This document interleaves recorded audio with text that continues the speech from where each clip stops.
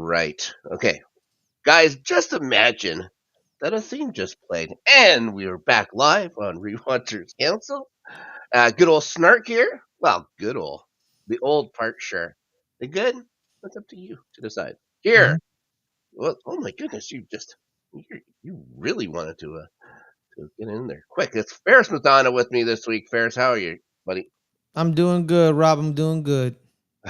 So, again, we're a little staggered start to the episode today. This time, we will 100% blame the internet once again, even if maybe it wasn't the internet's fault. Okay, You so can blame me. It's my fault. It was my how fault. dare you fall on your sword like that? Hmm. Season 2, episode 3, first impressions. Ferris, first impressions of first impressions. I liked it. You did? Yeah. Well, I did not. Okay. I certainly didn't. Okay, we're gonna go on to it.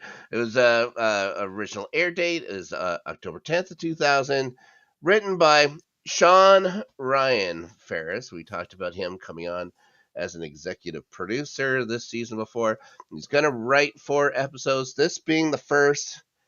I have a feeling this may have been like a spec script or something like that he had done previously, and then had to add in the stuff with Darla. I'm sure he had help with the Darla stuff that they wanted to add, just because they have this arc they want to do with her. It just feels like it shldn't have been in Only way but up, episode at Rob. all. Only way but up.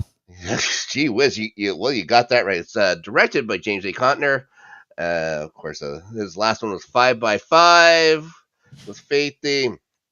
And he had just directed The Replacement, which the hour before this one. So he was a busy guy Hmm. over in the Buffyverse this week. Guest star alert, Ferris. Edwin Hodge plays Keenan, the kid who Gunn gives crap to when he walks up to that party there because he had Should have been on orders. patrol. He had orders. Yeah. Didn't follow. So he's going to go on to do plenty of things. He does all your favorites, Ferris, Mentalist, Bones. He was in the Red Dawn remake, Oh, Wolverines, NCIS, and NCIS LA. That's two different guys. And then he goes on to do the 3 Purge movies: The Purge, Anarchy, The Purge Election Year. He does all of those. okay. I think he's just titled as Bloody Stranger or something like that, which is weird. I've Mm. never seen a Purge movie. You know Yeah, what I mean? they're pretty wild. Yeah, well, I'm a big scaredy cat. Now, he's also done a dozen Chicago Fire apps, and he did 57 episodes of another one of your favorite shows, Ferris. FBI Most Wanted. Oh, I'm surprised you don't know him from FBI Most Wanted. I'm sure he doesn't look the same. He looks like a little kid there. Now, we talked about how, I'm not sure about this script by Sean Ryan. I don't think he has any. Yes, absolutely. Happy game one. I'm sure Ferris is a big Blue Jays fan. I am now. Yeah, can't. He's a Yankees guy. I'm sure it's very torn to cheer for the Dodgers or the Blue Jays for him right now. Hmm. So, uh, yeah, with Sean Ryan here, I don't think he has anybody's voice right yet. We'll see what the next few episodes are. I think he has a Gunn coming out just being, far too aggressive. I think Hmm. that's the words and stuff like that. That's just not the way we've seen Gunn. We've seen a more playful Gunn the last few times we've seen him. Hmm.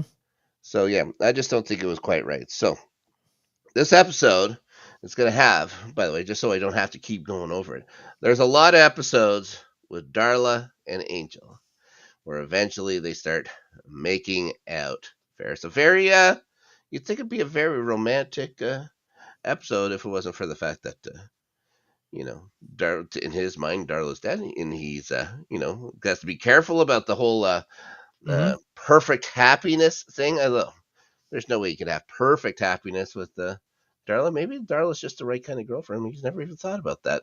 Shouldn't have killed her. Shouldn't have killed her in the first place, I guess. You know what I Yeah. mean?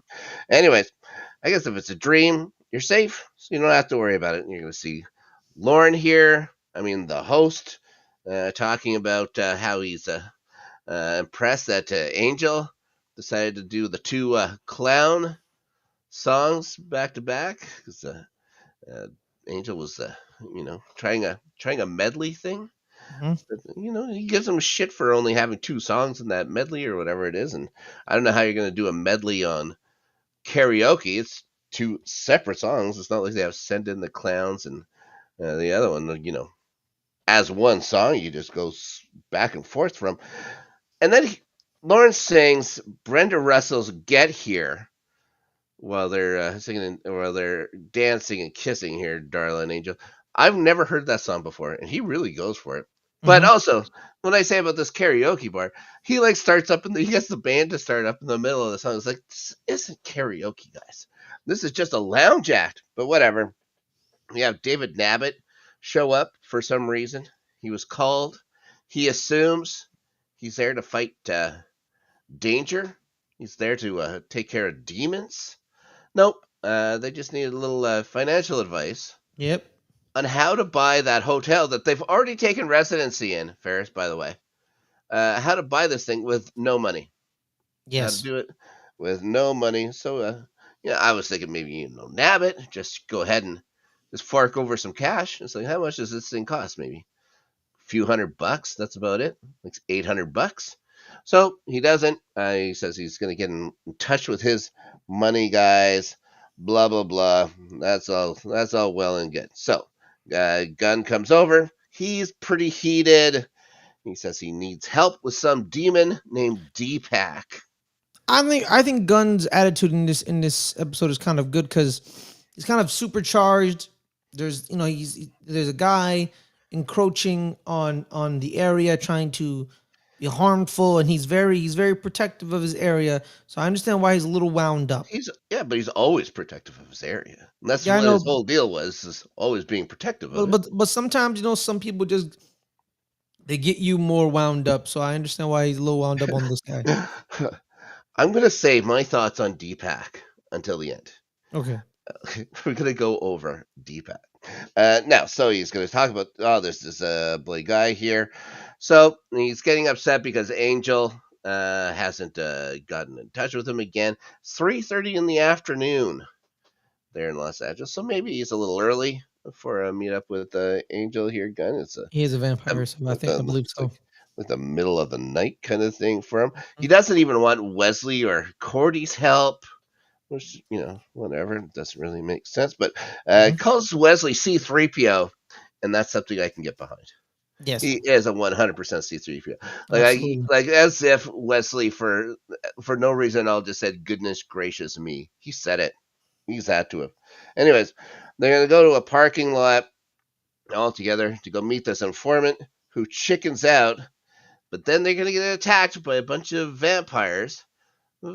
Angel seems to struggle in this fight. Everybody seems to get a little banged up. They are victorious. They get through the vampires. The informant guy leaves and stuff like that, but they survive. They seem to be happy about that. Now, uh, Cordy's gonna get back to the place. She's gonna get a vision now, and this is like a very like late like 90s Hmm. slow moey kind of thing. I think it looks awful. Anyways, Gunn's in mortal danger here. This demon he's attacking looks very agile, very much able to kill him, no problem. She tries to go wake up Angel. She can't do it. She can't get a hold of Wesley at all. So she's going to take it upon herself, Ferris, Hmm. I'll take her to little be battle axe. young Gunn's hero here. She's going to protect Gunn, save him. It's what she does, famously. Cordelia Chase. Now she goes and finds him over at his new hideout place, his new headquarters. Not hideout, headquarters. Sparring with somebody, with some evil villain. So she cracks him over the head. Turns out it was just sparring with one of the dudes. She busts a guy's skull from behind. Now, that's all well and good. Like, mistakes could be made, Hmm. sure. What about all these people watching? Just let her go up there and crack him over the head. No, so what are you doing? Stop, stop, Yeah. stop. It's a pretty simple injury to be rid of. Just one is hey, what are you doing? You there with Just the weapon? this is why they're losing the battle against the vampires. Yeah, they're No smart. initiative. No initiative. I think the vampires are smarter. They don't go and Exactly. they'll ask questions and they'll also warn each other. Yes. Yeah, guys. It's just simple. It's simple, Yeah. really. Now, They just gave our homie a concussion because we didn't stop. We didn't say anything. yeah, busts his head open. Oh my Mm-hmm. god, cracks his skull. So, Guns, oh, you got to get out of here. She says, well, she had taken Angel's car, but that car got stolen. Yep. She was in a hurry here, Ferris. Turns out she left the keys in it, And because yeah, every moment mattered. Not every very second smart. did. Every Gun second did. Gunn famously doesn't reside in one of the posher Los Angeles Areas. neighborhoods. Yes. It's quite a rough and tumble one. Mm-hmm. Now Wesley's gone over to Angel's trying to wake him up because he's heard the news. Gets tackled out of a dream that Angel was having with Darla. Has to deal with the full Angel. Mm-hmm. He gets a face full of all of Angel. He's not, he seems more cool with it It's the than whole shebang. maybe he should have been. Maybe he shouldn't have been so Mm-hmm. cool. But they're gonna gather up their stuff. They're gonna take off the final. Angel forced to wear a pink helmet that for some reason Mm-hmm. Wesley had, even though he had no girlfriend at the time or mate. Just had a pink helmet, maybe just Always in got to case be prepared. he ever met somebody. That's a different motorcycle now, though. He had an American motorcycle now. I think that's like a Triumph. It's a little Triumph bike, a little Mm-hmm. British bike. I think it's more on brand Yes. for who he is. Anyways, Gunn knows of in that neighborhood two guys Mm-hmm. that could steal a classic cars. He probably knows many more, but they're all snooty. They're all snooty about it. Why bother stealing a classic car? But there's two desperate enough. First one's this guy named Richard. So he's going to go over to where this guy just keeps his stuff. I don't know if he's selling it from this parking lot or what he's doing here, but he just has all these cars in a lot. He welcomes Cordy and Gunn in. He doesn't have that card. Has a bad attitude. For a car thief. He isn't very charming at all, if you ask me. Says, well, the only other guy that could possibly be is over at this guy's Tito's house party right now. So you may want to go check it out. This guy named Desmond. So they're going to leave. Then, Mm-hmm. as soon as they're gone, Deepak is going to emerge from the place he was just hiding and for some reason listening to all this stuff. And he says, oh, he knows all about that gun. And he's gonna, and all the trouble he brings, and he's gonna end those troubles that very night. Mm-hmm. Ferris. And again, I'll be talking about Deepak in just a minute here. So they go over to that house party, and this is where we see that Brennan kid, or so he, gives him crap about being at the house party when he has a duty to do. Yes. No, he's not getting paid. We got Not patrol, man. not being paid, but you know what? You know how he's getting paid, Rob? He's still There, breathing. All oh, right. Do your patrol. What's wrong with you? or we'll have you murdered by vampires. Yeah. Okay, so they go to the No, house no, party. we won't have you murdered by vampires. You will get murdered by vampires because they killed you. Oh boy, it's a part of a team. You're a Yeah, part of man. a team. Do your job. Wow. All right. So they go to the other house party, and then that other thief Desmond is there, and oh no, wouldn't you know it, vampires attack. Mm-hmm. No place is safe in that area of LA. A friend of Gunn's here is going to get hurt by some broken glass on the neck somehow. It's a very odd injury, and at times has very little blood, at times has a lot of blood. You couldn't really decide. Got stabbed right in the artery, bro. Yeah, right there. So, anyways, they're going to bring her to the hospital. Cordy was actually pretty good at the a quick little triage and stuff like that. Tells her exactly what happened, what she did to save the wound. She's very cool about this. I was like, okay, very good, Cordelia. Gunn's gonna start bullying that same nurse. So is my well, she wants to do how if his friend's gonna make it or not. Is she gonna be okay? She says, well, your friend here probably saved her life, so why don't you back off, buddy? Let's do Mm-hmm. what we do. Let us do what we do. Get out of here. So he's gonna go off. He's gonna take his anger out on a wall, which let's be fair, that wall had it coming. Probably said something to him. He's gonna tell Wall Cordelia. always has it coming, Rob. They always got it coming. Yeah, I get it. I get it. So he says, whenever he takes things easy, he can't take it easy. Because whenever he does take things easy, Ferris, someone like Alona pays the price. Then he catches himself. Oh, no, I meant Veronica, not Alona. She's, you said Veronica? You talking about your sister? You talking about your sister here? Cody's going to call him out on it. Then seems very sympathetic. Seems very, she gets it. And then Horrible. It was a horrible incident, man. Having to kill his sister. yeah, yeah. It wasn't his sister. It was Angel. It was the thing that killed his sister. Mm-hmm. So, somehow, Cordy could telepathically tell that Desmond, that other car thief, is trying to escape out the elevator. At the same time, she's being all sympathetic to Gunn. Tells him to wait right there. Don't you damn well move a muscle. So she stops him. She saw from the corner of her eye. She wants to know where her car is. All right. Mm-hmm. Angel and Wesley are going to arrive at the party a little late. They ask Mm-hmm. a young lady who would come out of the house, questions about Gunn. Mm-hmm. She's not sure who he is. Says he was maybe one of those poor, unfortunate folks that got injured when this entire melee was happening. Angel is going to ask her what happened. Says some Mm-hmm. people were strong, and it happened fast. Angel again asks if she's okay. She smiles, says, "Yeah, it's all very charming." So he headbutts her in the face. No, golly, that took me off. That took me off guard. You know what And that then reminded me of? That reminded me of Austin Powers, International Man of Mystery. That's a man.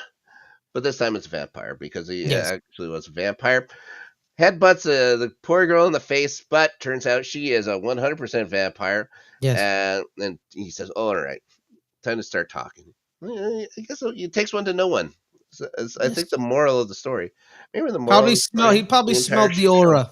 Probably smelled the aura. Vampires have a certain stink to them, I Probably. guess. It smells like coffin or something like that. Who Yeah, knows? maybe. Angel himself doesn't sleep alone. Doesn't mean everyone doesn't. Now, Mm-hmm. Gunn and Cordy decide they're going to go to Desmond's garage with Desmond to go get that car. That's when they remember, there's no keys. The keys aren't in it.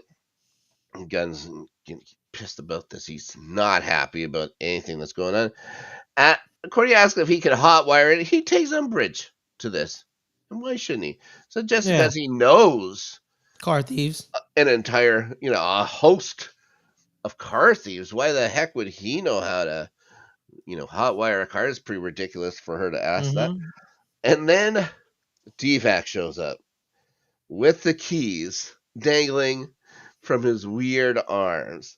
And he has also some vampire lackeys and stuff like that. Now, Mm-hmm. here it is about Devac. He is by far, unquestionably, the stupidest looking bad guy the show's had yet. Maybe the stupidest looking bad guy the entire universe has seen yet.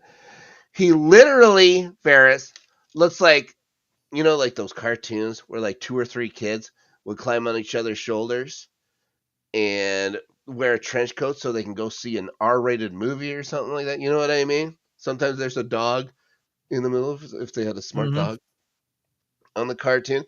This thing does not look like it's standing up. I think it's the actually, because we're going to see Devac is going to go and turn into Desmond. Desmond is actually Devac, but That's he can no. turn That's a back. meal. It's a meal. Is that a This. meal? That's Yeah, it was the snitch that he met in oh, the I in thought the. that was No, I no, thought no. that was okay. Desmond. Yeah, no. Desmond is the other guy. Yes, sorry. Yeah, it was a So meal. He Emil. becomes a meal. So Emil. So he's spaced out. So it's even smaller. Emil. Uh, did Emil want to wear the suit? Was he like? Was there only a way that the only way he was going to be part of the show is if he got to be in the suit himself?